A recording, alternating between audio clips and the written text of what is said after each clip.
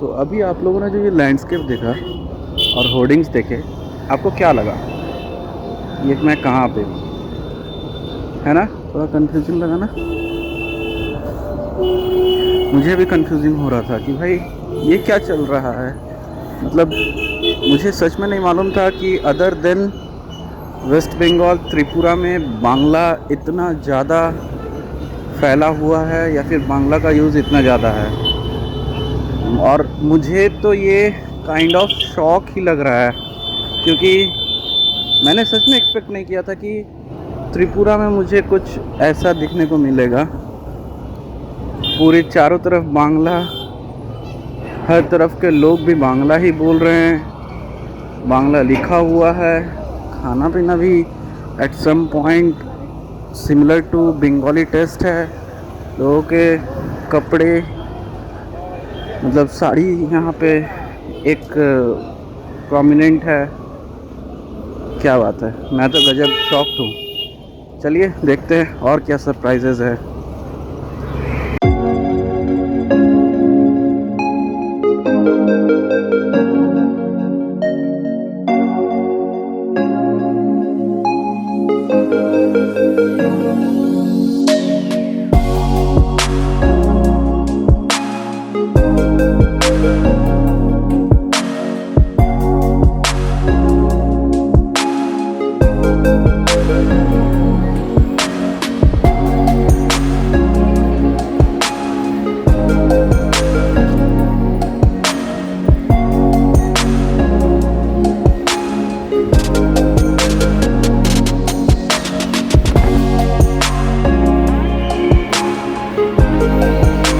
Hey everyone and welcome back to the channel.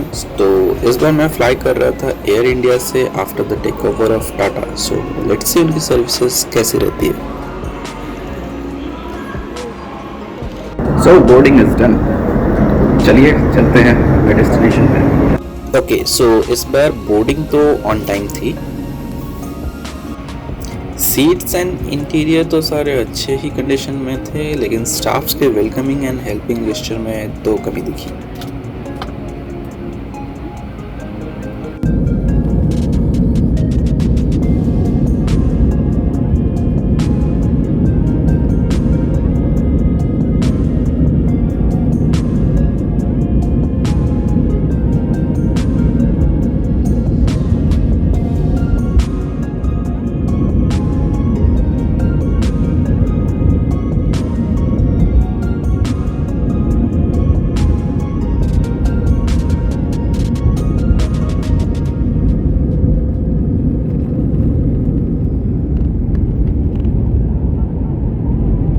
Kolkata से अगरतला की flight time 55 minutes to 1 hour की होती है जनरली, और हम लोग बांग्लादेश के एयर स्पेस से क्रूज कर रहे थे।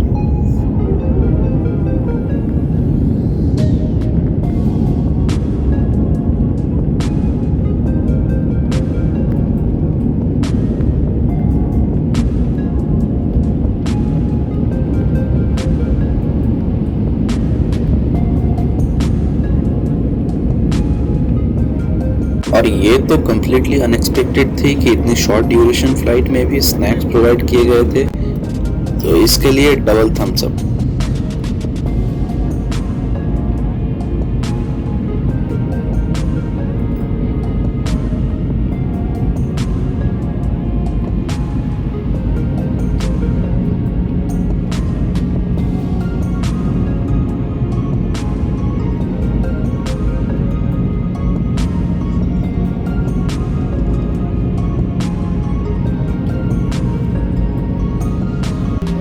एंड हमारा अराइवल भी ऑन टाइम ही था। सो ओवरऑल एयर इंडिया के साथ मेरा एक्सपीरियंस को मैं रेट करूंगा 3.8 आउट ऑफ 5।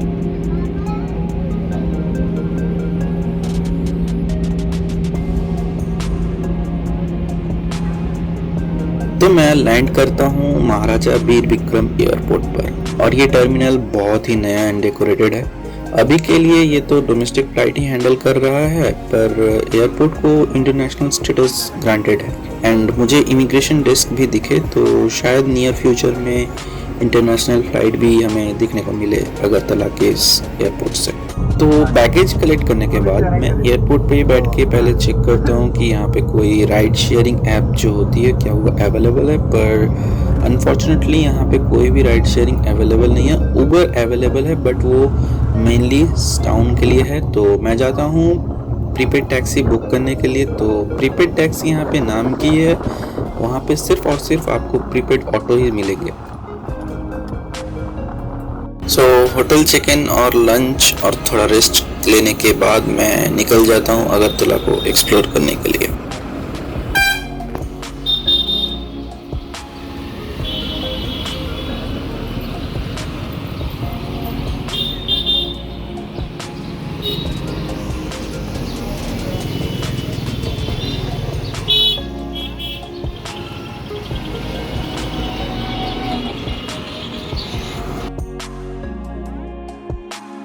तो अभी आप लोगों ने जो ये लैंडस्केप देखा और होर्डिंग्स देखे, आपको क्या लगा?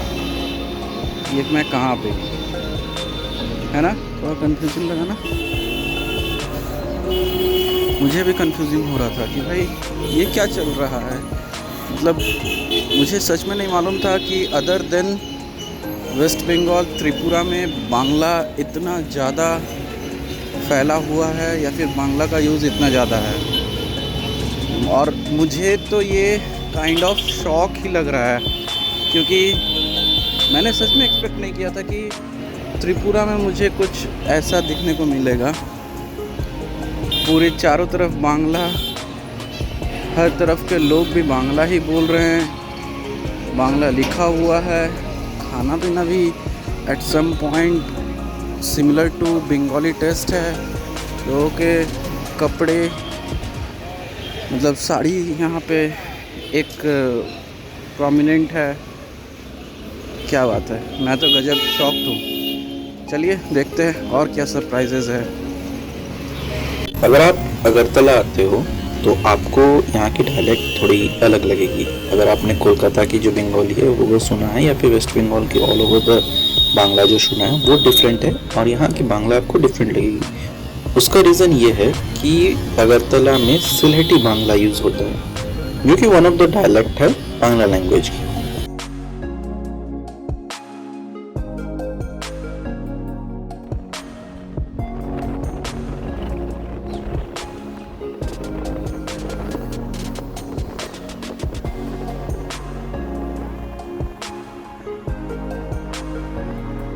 सो नेक्स्ट डे मैं निकल पड़ता हूँ ऊनाकोटी के लिए, जो कि एक रॉक कट पैनल है हिंदू डेइटीज की। तो स्कल्पचर तो नो डाउट बहुत इंटरेस्टिंग है, पर अगर आपके साथ कोई ओल्ड पर्सन है तो मैं ये उनके लिए रिकमेंड नहीं करूँगा, क्योंकि यहाँ पे बहुत सारे स्टेप्स क्लाइंब करना पड़ता है जो कि उनके लिए हेक्टिक हो सकती है।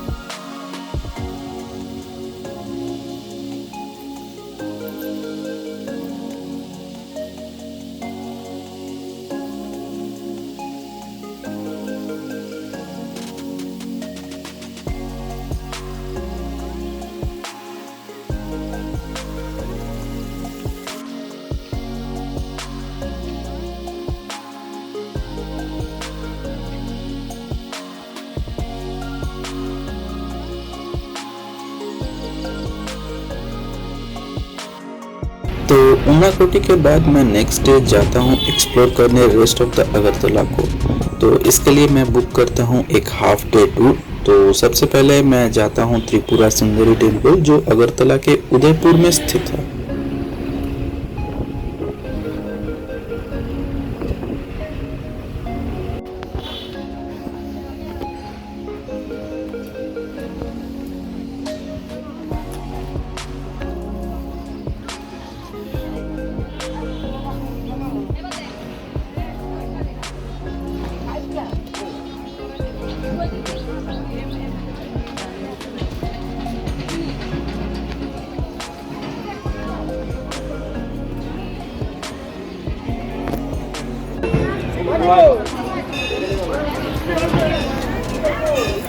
सो ये है त्रिपुरा सुंदरी मंदिर, या फिर जिसे भी माताबाड़ी भी कहा जाता है, और इसके बाकी डिटेल्स मैं बाद में वॉइस ओवर करूँगा।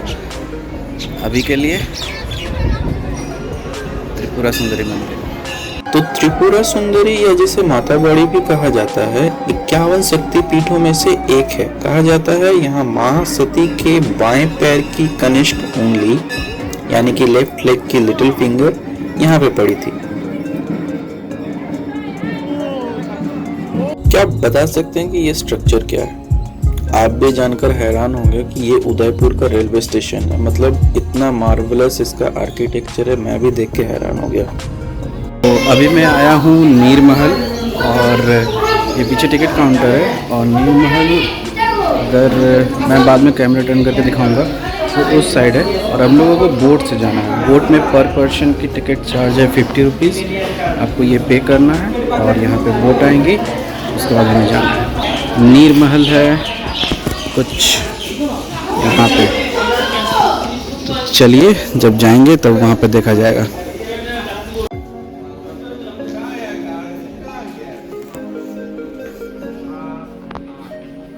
तो ये जेटी एरिया है जहाँ से बोट पे ले जाया जाएगा नीर महल।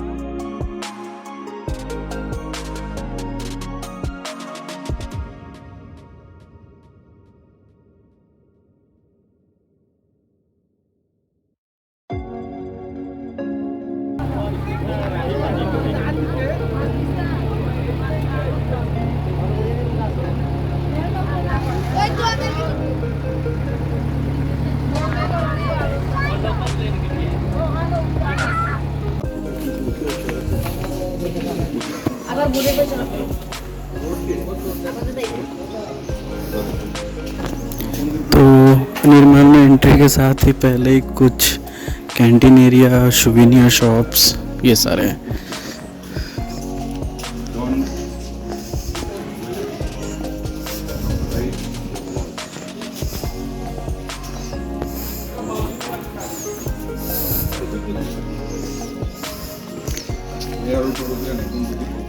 जिनको बांग्ला पढ़ने आता है वो ये देख लो, और जिनको नहीं आता मैं उनके लिए ट्रांसलेट कर देता हूँ। यहाँ पे लिखा हुआ है नील महल आपनार सम्पत्ति देयाले लिखिया एर सौंदर्य नष्ट करबेन ना। मीन्स ये आपकी प्रॉपर्टी है, इसके ऊपर लिख के आपको इसका जो ब्यूटीनेस है उसको डिस्ट्रॉय नहीं करना है।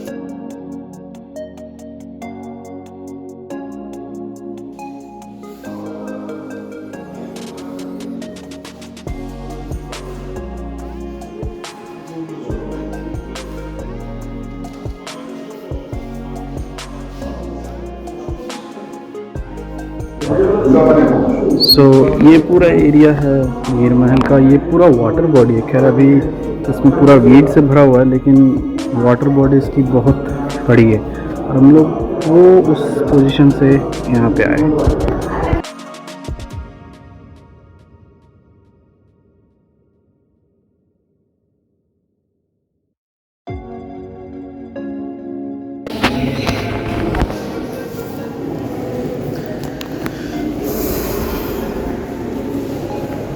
ये जो नीर महल है वो एक टाइम पे राजा का पूरा महल था। तो आप जैसे यहाँ पे देख पाओगे कि कॉन्फ्रेंस हॉल से स्टार्ट करके सारे कुछ का मेंशन है, मतलब उनका बेडरूम कहाँ था, विजिटर्स के लिए रूम कौन सी थी। जैसे अभी हम लोग विजिटर्स रूम और बेडरूम पार करके आए हैं। तो ये architecture as compare to different parts of India, like अगर आप देखोगे तो राजस्थानी आर्किटेक्चर से थोड़ा सा मैच करता है। मतलब ऑल ओवर इंडिया में आपको ऐसा सिमिलर आर्किटेक्चर मिलेगा ही मिलेगा।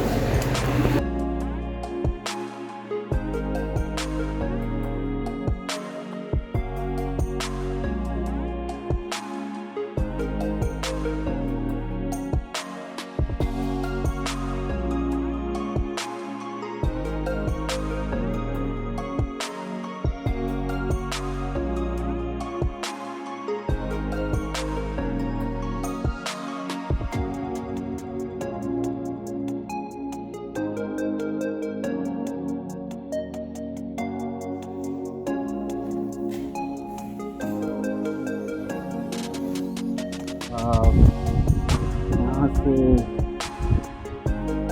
देखो जरा,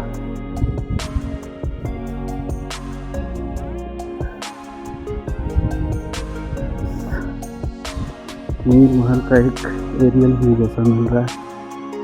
क्या बात।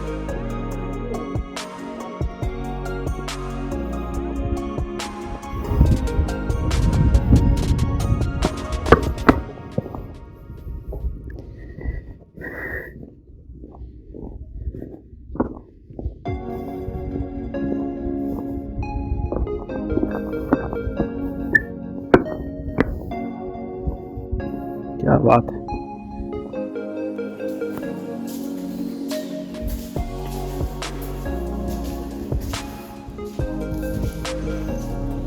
सो ये है रॉयल बोट घाट। तो जैसे कि आप लोगों ने देखा हम लोग बोट से ही आए, तो प्रोबेबली जब राजा महाराजा थे तो ये बोट आके यहाँ लगता होगा और इधर से वो डायरेक्ट महल पे।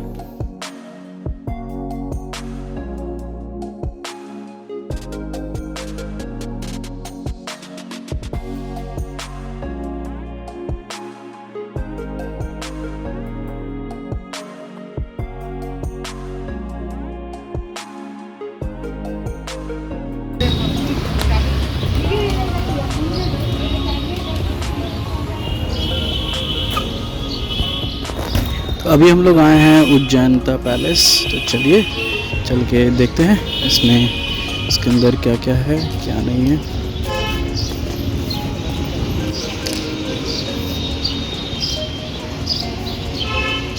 तो भाई मैं आ चुका हूँ उज्जैनता पैलेस, लेकिन बात ये हुई है यहाँ पे एंट्री 2 बजे के बाद है, इसका मतलब ठीक 15 मिनट बाद। और टिकट प्राइसिंग की भी मैंने पिक्चर ले ली है। टिकट है 40 रुपीज़ पर पर्सन की। तो अगर आप आते हो तो टाइम टारगेट करके आना कि 2 बजे के बाद ही आना है, नहीं तो फिर थोड़ा वेट करना पड़ेगा और क्या।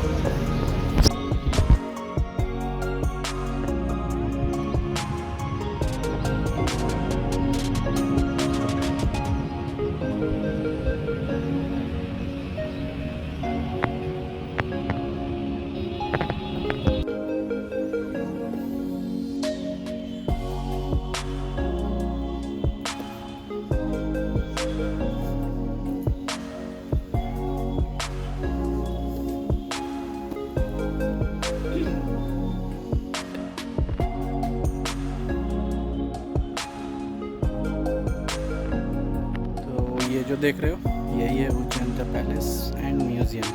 अब म्यूज़ियम में क्या है वो तो जाके पता चलेगा, चलिए देखते हैं। तो उज्जैनता पैलेस के इस म्यूजियम में मोस्टली यहाँ के लोकल बायोम एंड 7 सिस्टर्स के कल्चर एंड इवोल्यूशन और उसके हिस्ट्री के बारे में आपको पता चलेगा। उनका रहना, उनका पहनावा, उनके हथियार एंड कौन से हथियार किस पर्पस के लिए यूज होते थे।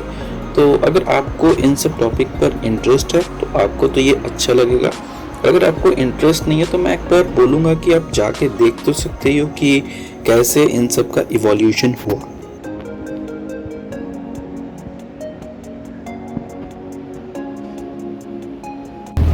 तो चलिए फ्रेंड्स, अब वक्त था घर वापस जाने का, तो मैं उबर ऑटो से पहुंच जाता हूं एयरपोर्ट एंड सारे फॉर्मेलिटीज़ को पूरा करके now it's time to get back to our home और वापस से काम धंधे में लगने के लिए।